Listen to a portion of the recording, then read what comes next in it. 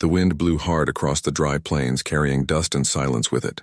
The small border town of Red Valley stood almost forgotten, a handful of houses and an old saloon fading under the burning sun. On the edge of that town rode a man people feared to name, Ethan Hale, the outlaw they called the Phantom Rider. His face was hidden beneath a hat and a scarf, his eyes sharp and tired, and his heart heavy with memories he couldn't escape. Years ago, Ethan had been a farmer. He had dreams of peace, of raising his family on the small piece of land he'd worked with his own hands. He used to wake before dawn, hearing birds and the laughter of his wife Mary, who always made his mornings bright. But that life ended the day the bank took everything from him. The land that had been his father's pride was sold to strangers. When Ethan tried to fight back, they called him a troublemaker. And when he spoke against the injustice, the sheriff arrested him. By the time he came out of jail, his wife was gone, taken by illness and sorrow. His house stood empty, and his heart followed the same path. That was the day Ethan Hale disappeared, and the Phantom Rider was born. He didn't choose crime out of greed. He chose it because the world had given him nothing else. His anger became his only companion. He stopped trusting anyone, stopped believing in kindness, and lived from one stolen coin to the next.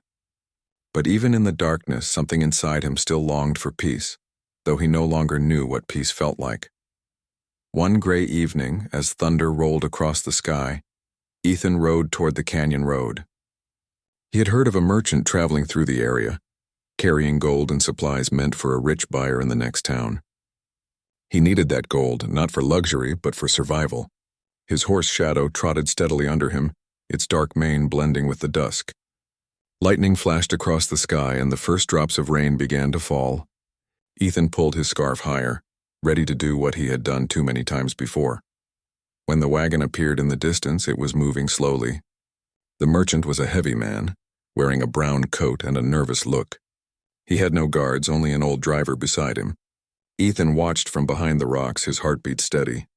He didn't take pleasure in what he was about to do. It was just another act of survival, a desperate man's way of keeping his soul from falling apart completely. He spurred his horse forward and blocked the road. The merchant screamed and pulled on the reins. The horses neighed and stopped sharply. "Stay where you are," Ethan said in a firm, calm voice. "I'm not here to hurt anyone." The merchant raised his trembling hands. "Take whatever you want. Just don't hurt me." Ethan sighed quietly. "I said I don't want trouble. Just the money." He moved quickly, taking the small chest of gold and a few supplies. Everything seemed ordinary until he heard a faint sound, a small cough, coming from the back of the wagon. Ethan turned sharply, gun still in hand. "Who's there?" he called out. No answer came, only another faint sound, like someone trying not to breathe too loudly. He pulled open the wagon door and froze. Inside, huddled behind some crates, was a young woman. Her dress was torn from travel, her face pale with fear, and her blue eyes wide like those of a trapped bird. She must have been no older than 25. Her hands clutched a small bag tightly to her chest. "Please," she whispered. "Don't hurt me." Ethan stepped back a little. For a long moment, neither spoke. The rain poured harder outside, tapping on the wooden roof like impatient fingers. He could see she was terrified, but something in her voice, not gentle yet strong, reminded him of someone he had once loved. "What are you doing here?" he asked slowly. I was traveling to Clearwater. "I'm a school teacher," she said, trembling. "The merchant offered me a ride." Ethan looked at her again, then at the frightened merchant outside. He could let her go, but if he did, she might tell the sheriff, and he couldn't afford to be caught now. The law was already closing in on him after his last robbery. He took a deep breath, his voice rough. "You're coming with me."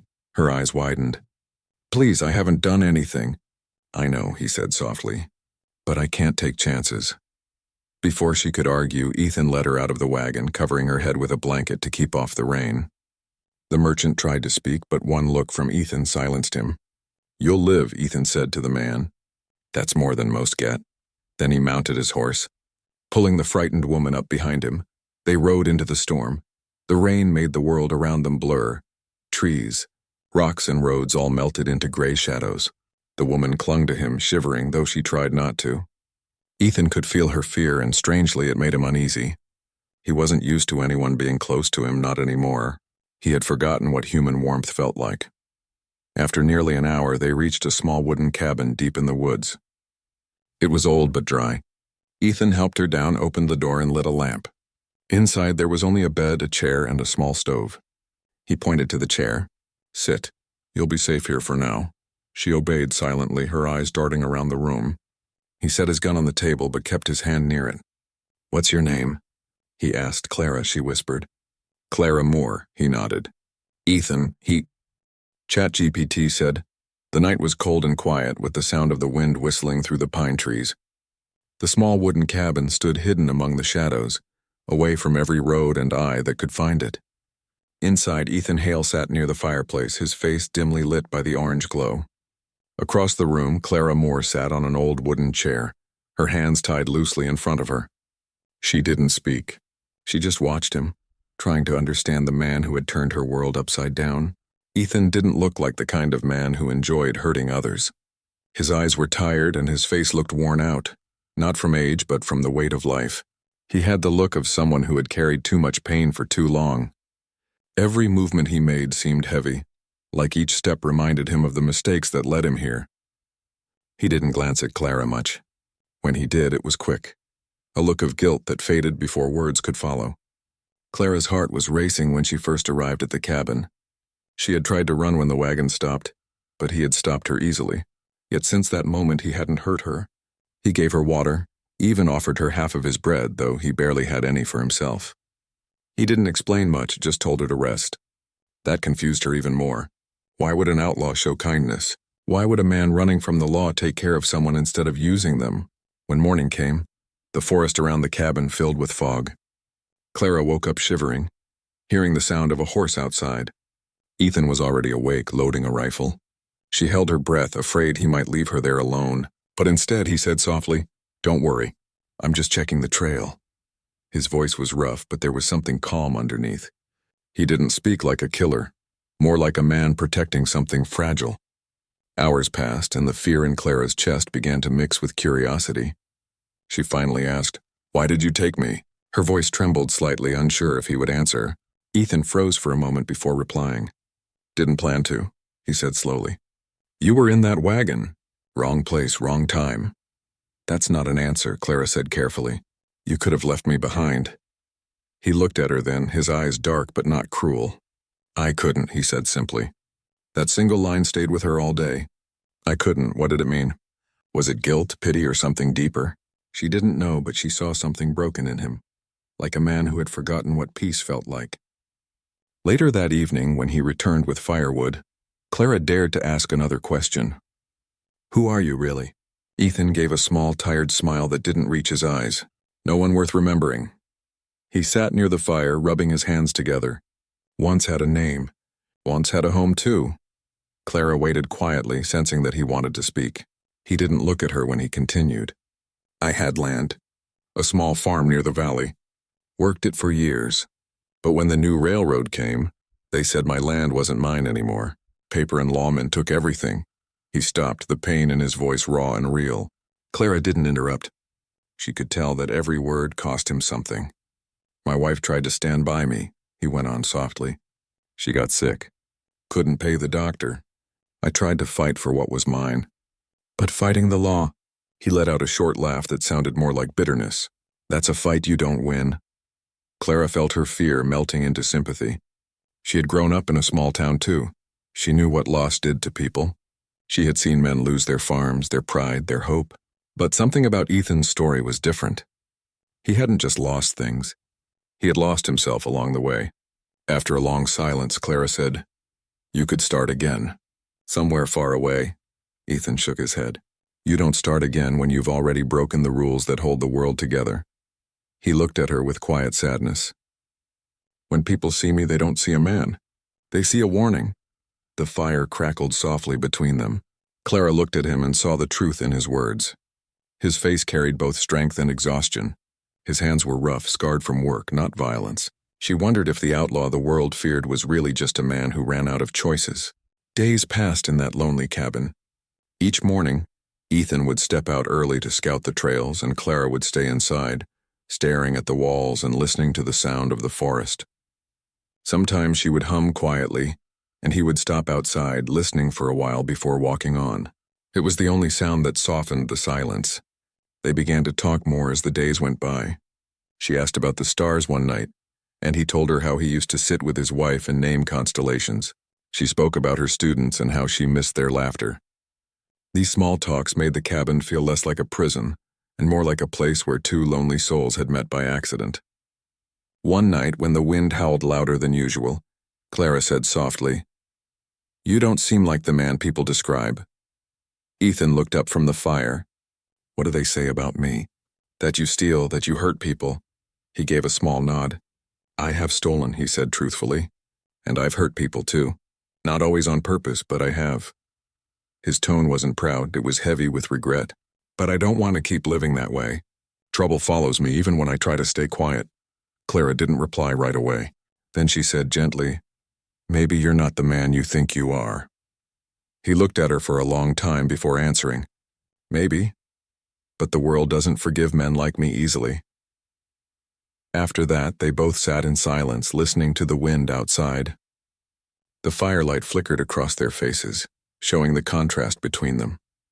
A teacher who believed in second chances, and a man who thought his had already passed. That night, Clara couldn't sleep. She thought about everything he had. Ethan sat by the fire, his rough hands trembling slightly as he fed the flames with dry sticks. The night was cold and silent, broken only by the sound of crackling wood and the wind whistling through the old cabin's gaps. Clara sat a few feet away, her hands tied loosely. Though she knew he had no real intention to hurt her, she could see it in his eyes. There was anger, yes, but also pain, the kind that went far beyond the surface. For 2 days they had been hiding in the forest. Ethan said little, and Clara spoke only when she had to. Every time their eyes met, she saw a story behind his silence. He wasn't the cruel man the town described. He was someone carrying too many memories.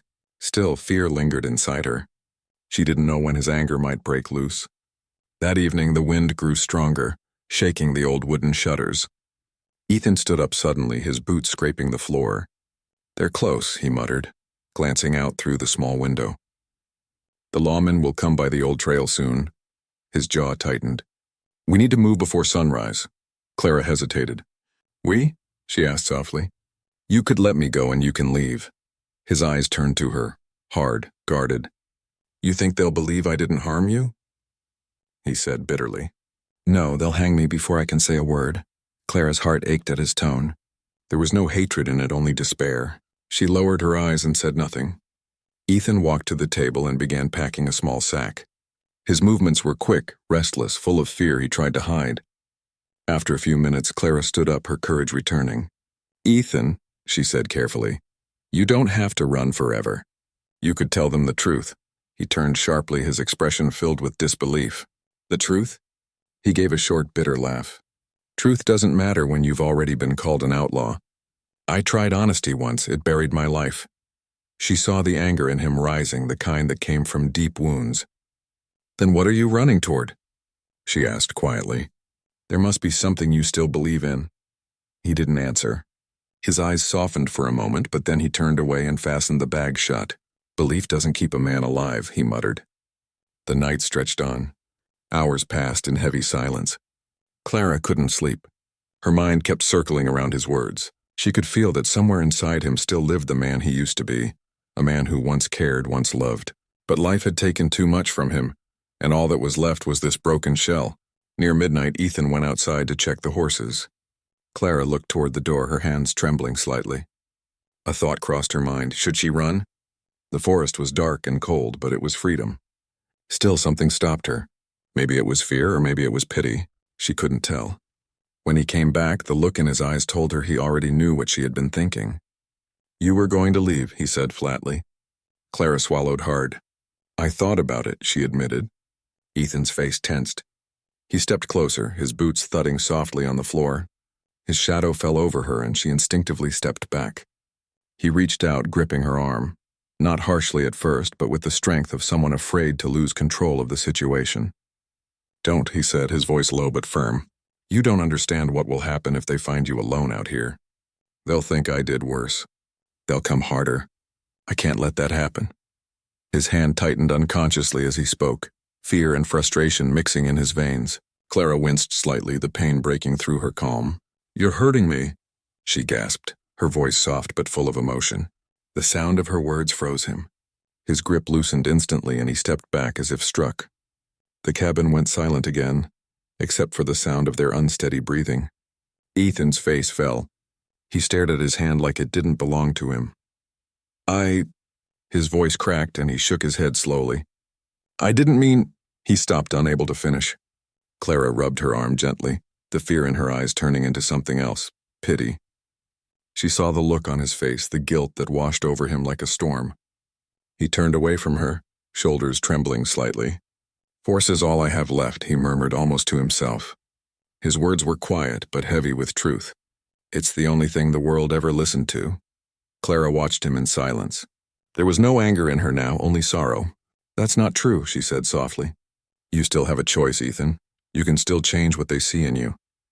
He gave a faint, broken laugh. "Change?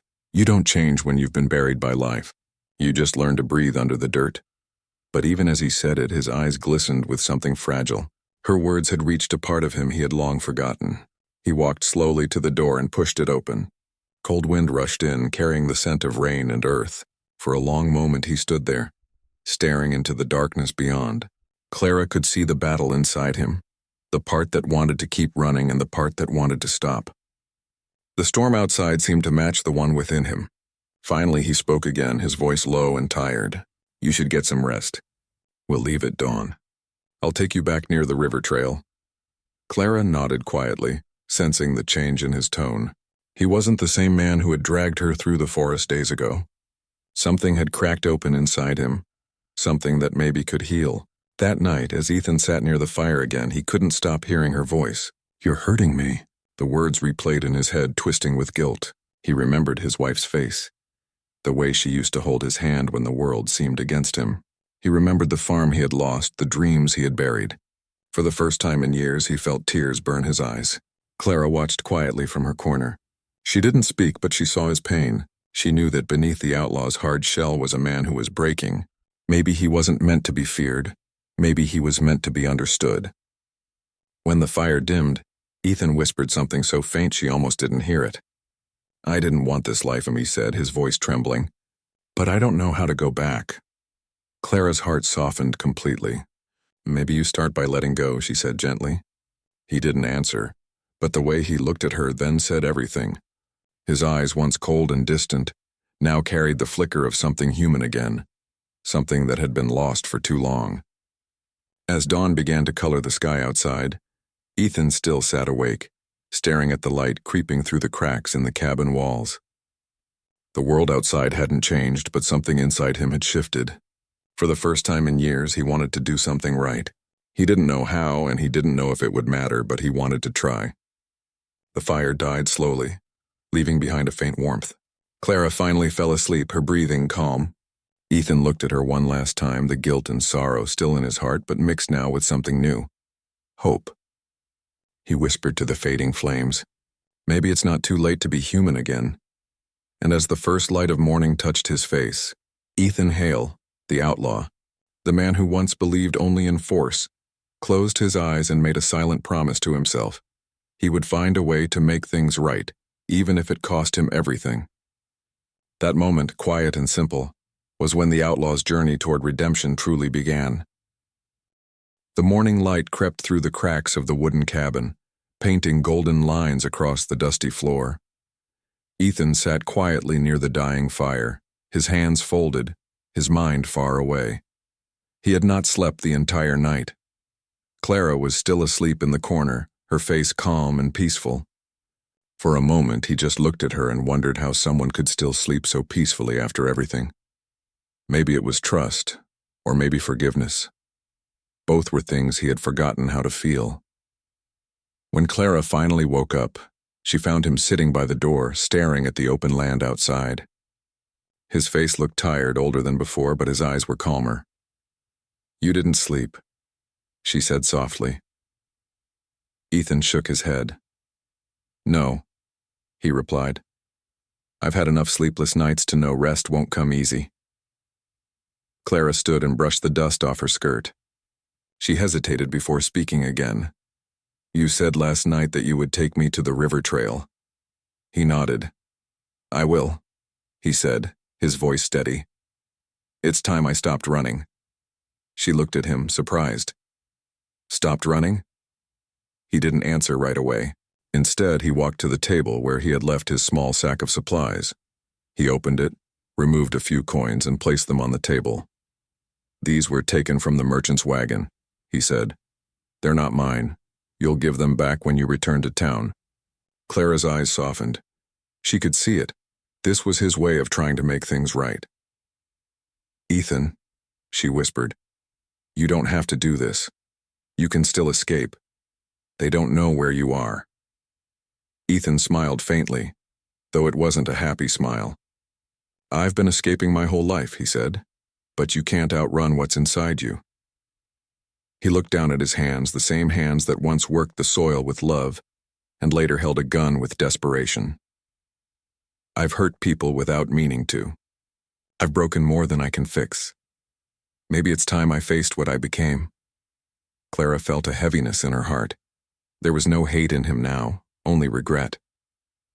"You're not a bad man," she said quietly. Ethan gave a short, sad laugh. "No," he said, "but I've done bad things, and if I don't change now, I'll never stop being the man I hate." He packed his things, tying the small sack tightly. Then he looked at Clara and said, "We'll leave in 10 minutes. You'll walk ahead, and I'll follow. I'll keep you safe until we reach the river." When they stepped outside, the morning air was cold and fresh. Birds sang in the trees, and the sunlight spread across the valley. For a brief moment, everything looked peaceful, almost like it belonged to another world. Ethan took one deep breath of that clean air and wished he could start life over again. They walked for hours through the forest, their footsteps soft on the dirt path. Sometimes they spoke, sometimes they didn't. The silence between them was no longer filled with fear. It felt almost like understanding. At one point, Clara asked, "What will you do after you leave me by the river?" Ethan's eyes were on the horizon. "I don't know," he said. "Maybe I'll keep moving.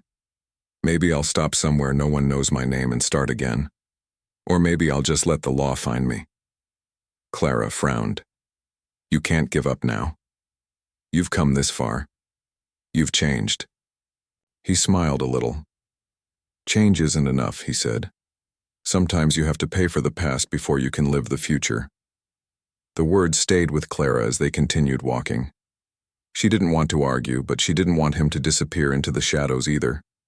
By noon, they reached the edge of the forest where the land opened into rolling fields leading to the river.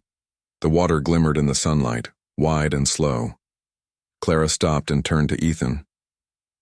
"It's not too late," she said again. "You could cross that river and start a new life somewhere far away. You could be free." Ethan looked at the river for a long time. His eyes softened, but his heart felt heavy. "Freedom means something different to me now," he said. "When I was young, it meant running from pain. Now it means facing it." He reached into his coat and pulled out a folded piece of paper. "Here," he said, handing it to her. "If anyone asks what happened, give them this. It's a statement. It says I let you go and that I didn't harm you. It might help them stop searching." Clara's hands shook slightly as she took it. "And what about you?" He looked up at the sky. "I'll find somewhere to lay low for a while. Maybe there's a small town where no one knows my face. I'll work, earn an honest living, and try to make peace with what I've done." They stood there in silence, listening to the river. A gentle breeze blew through the tall grass, carrying the scent of wildflowers. For the first time, Clara felt no fear standing beside him, only respect and sadness. Then, from the distance, came the faint sound of horses. Clara turned quickly. "The marshals?" she whispered. Ethan's expression hardened. He listened carefully, then nodded. "They're coming this way." Clara's heart raced. "Go, Ethan. You still have time to hide." But Ethan shook his head. "If I run now, they'll think you're still with me. You'll never be free of this story." He untied his horse and placed the reins in her hands. "Take him," he said firmly. "Ride to the other side of the river. They'll see your tracks going north." I'll go the opposite way. They'll follow me, not you. Clara's eyes filled with tears. No, she whispered. You'll be caught. Ethan smiled sadly. Maybe that's what's supposed to happen. She wanted to protest, but the sound of the riders was getting closer. He placed a gentle hand on her shoulder. You reminded me who I was, he said softly. That's more than I deserve, but it's enough. Before she could say another word, he turned and ran toward the dense woods, his figure fading among the trees. Clara stood frozen for a moment, her heart pounding. Then, hearing the riders approach, she mounted the horse and galloped toward the river. By the time the marshals reached the clearing, Ethan was gone. They questioned Clara, but she told them only one thing, that a stranger had helped her escape and that she didn't know his name. Her voice was calm and sure, and they believed her. When the marshals finally left, Clara stood by the riverbank, the sound of water rushing past her feet. She looked across the wide land beyond, wondering where Ethan had gone. Somewhere, he was still out there, maybe running, maybe hiding, but no longer lost inside himself. As evening fell, Clara returned to town. People welcomed her with relief, asking endless questions. She answered only what was needed and kept the rest in her heart. That night, when she was alone, she unfolded the paper Ethan had given her. Inside, along with his written words, was something else, a small sketch of a farm under an open sky. Beneath it, he had written one line. For every wrong I've done, may one right thing live in its place. Clara pressed the paper close to her chest. Tears filled her eyes, not of sorrow, but of understanding. Ethan wasn't just an outlaw. He was a man searching for a way back to the light. Far away, in the shadows of the forest, Ethan watched the stars rise. The night was quiet except for the soft hum of crickets. For the first time in years, his heart felt lighter. He didn't know what tomorrow would bring, but he knew one thing. He wasn't the same man anymore. He had let go of the darkness that had ruled him for so long. As the wind brushed through the trees, he whispered softly, "Thank you, Clara." And then he walked deeper into the night, not as an outlaw, but as a man trying to find peace with his past. The months passed slowly, each day carrying its own quiet rhythm. Clara had returned to her schoolhouse, where children's laughter and the sound of chalk on blackboards filled the rooms. Yet despite the noise of everyday life, she often found her mind wandering to the man who had changed everything for her, the outlaw who had once terrified her, yet shown a depth of humanity she would never forget. It was a bright morning when a traveler arrived at the small town. He rode a modest horse and wore a worn hat pulled low over his face. In his hand was a small parcel wrapped in coarse brown paper. Clara was sweeping the schoolhouse steps when the stranger approached. Her curiosity stirred, though she felt a quiet nervousness she couldn't explain. The traveler nodded politely and handed her the parcel. "This was left for you," he said, his voice calm and even, then turned and rode away without another word. Clara stood frozen for a moment, holding the package carefully as if it might vanish if she breathed too hard. Inside the paper she found a locket she had thought lost long ago, along with a folded letter. Her hands trembled slightly as she unfolded it. The handwriting was unfamiliar, but the words struck her heart immediately. From a man learning how to be good again, the letter began. Clara's eyes widened and a slow, warm feeling spread through her chest. She read the letter carefully. It spoke of remorse, of nights spent thinking about the wrongs he had done and the people he had hurt. It spoke of change, of learning to act with compassion rather than fear. Each word carried sincerity, each line a testament to a life slowly being mended. Clara could almost hear his voice as she read, soft and weary, yet filled with determination. For the first time, she understood fully that Ethan, the outlaw she had feared and pitied, had begun a journey she could only admire. He had chosen to face the world differently, to try to repair the broken pieces of his life, and in giving her the letter and locket, he had allowed her to witness that change firsthand. Days turned into weeks. Clara kept the letter and locket carefully hidden in a drawer, a private reminder that even the most lost people could find their way back. She returned to teaching with renewed energy, speaking to the children about honesty, courage, and the value of making right choices. The memory of Ethan stayed with her, not as a shadow of fear, but as a symbol of redemption and hope. Meanwhile, Ethan was far from the town, living quietly under a new name in a distant village. He had found work on a small ranch, tending to animals, repairing fences, and doing the work of an honest man. Each day he rose before the sun and worked until the evening light faded. His body ached from labor, but for the first time in years his mind felt calm. The restless, haunted feeling he had carried for so long was slowly lifting. At night he would sit by the fire, sometimes thinking about Clara, sometimes about the farm he had lost and the life that had been stolen from him. He never forgot the mistakes he had made, but he no longer allowed them to define him. He understood that redemption was not about forgetting the past, but about choosing to act differently each day. The village people began to notice Ethan's quiet kindness. He would help neighbors without asking for anything in return, repair broken tools, or give advice to those in need. Slowly, trust replaced suspicion. The man once called the Phantom Rider became known not for his past, but for the honesty and effort he put into each new day. Back in town, Clara occasionally wrote letters to no one, pouring her thoughts and experiences onto paper. She never sent them, yet somehow the act brought her peace. In those letters, she reflected on the lessons she had learned from her encounter with Ethan. That fear could coexist with understanding, that even the most hardened hearts could soften, and that courage sometimes meant trusting someone when the world seemed to have forgotten how to trust. One evening, as Clara closed the schoolhouse and walked home beneath a sky painted with the colors of sunset, she thought again of Ethan. Somewhere out there, he was living a life he had chosen, a life that was better, not because it erased the past, but because he had decided to face it differently.